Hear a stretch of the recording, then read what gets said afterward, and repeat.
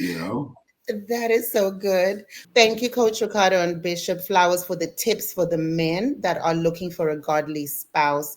What advice do you have for women in waiting, like myself and other young women? Because some people have never been married before, as I have. What advice do you have to women out there believing God for a godly spouse? Do we go to the car wash when they call 911?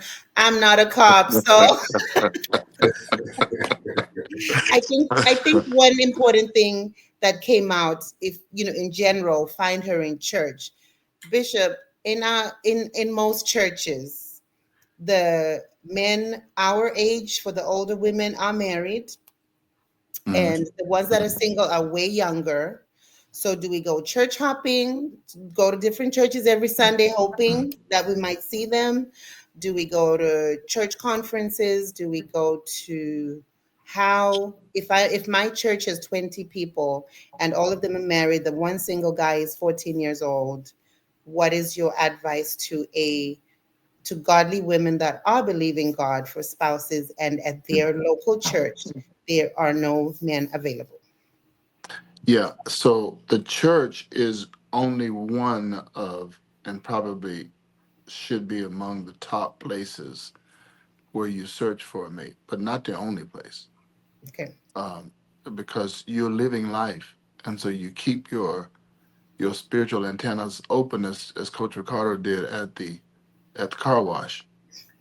Um, Right. Other places where you find, I'm just throwing I'm throwing some things out here just for thought and consideration. If you are at a home repair store like Home Depot or Lowe's, and there's a man in there, uh, if that man, he may be working there or he may be in there, uh, getting equipment. If he's single, his being there says several things to you. One, that he is personally responsible for the welfare of either his place or or somebody else's place. He's skilled and handy.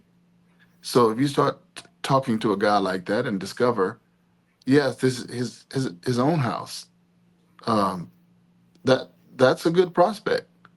If you go to the grocery store and you find a man pushing a grocery cart in the grocery store, uh, he's a good guy to start a conversation with. If he's not married, because he's already doing life responsibly. Right. So if you're in places and spaces where you see men doing lives responsibly, that's a good environment to find a healthy mate. As far as the woman is concerned, the scripture says in the book of the Revelation that the bride maketh herself ready. Yeah. Um, so I would say, what are you doing to make yourself ready? Can you cook? Uh, do you know how to do Proverbs 31? Do you do business out of your home? Are you strengthening your arms? Like Coach Ricardo said earlier, there's a whole fitness side of it. What are you looking for? If if you're looking for a man, then be the quality of woman that you think is attractive to him. Now, let me say this with a warning here, because women should not tailor themselves to please somebody else. If they tailor themselves to have to please somebody else, then they're not happy with them. If they're Mhm. happy with themselves, others will be. If they are unhappy with themselves, others will be. That's good. So get themselves in a position, focus, move toward the things of God. The reason for that is, if if she's a woman and here's a man, and they're both moving toward God, then that means they're moving closer to each other. That's good. That is So awesome. so in her life, as she's making herself ready, she's she too, is uh, uh, I'll say this and I'll yield. the question is often asked, what do you bring to the table in terms of a future together? What do you bring to the table? Well, there are some things. This is a Flowersism. Uh, I would expect her to bring to the table. Other things she doesn't have to. Like my wife, for example, um, she brings a lot of intangibles to the table. She brings beauty and integrity and focus and all of that. She doesn't have to bring money to the table That's good. because it's my job to take care of her. Mm-hmm. It's my job to provide for her. Now, if she has it, I'm fine with it, but I'm not dependent on it.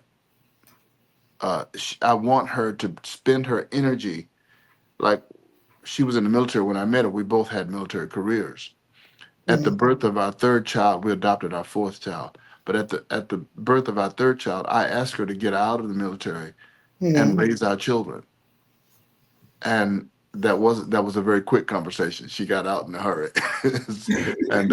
and began to raise our children at home because she brought those intangibles to the table. I didn't I didn't need nor require her to Mm-hmm. bring finances into the house. That's good. Now she has done that. She's a realtor now. She's done it, and that's awesome. But I didn't require it. Mm-hmm. Mm-hmm. If I cannot financially take care of her, I wouldn't have married her. That's good. It's just like Coach Ricardo told the young man that came to him, "You're not ready for that. You're still on the couch at home, and you don't have a steady job. There's certain things you don't have at the table. You're not ready to take on additional responsibility. So bride, get yourself ready. Form yourself.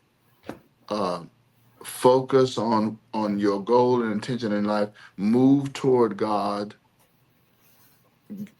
Make yourself marketable in that way." That is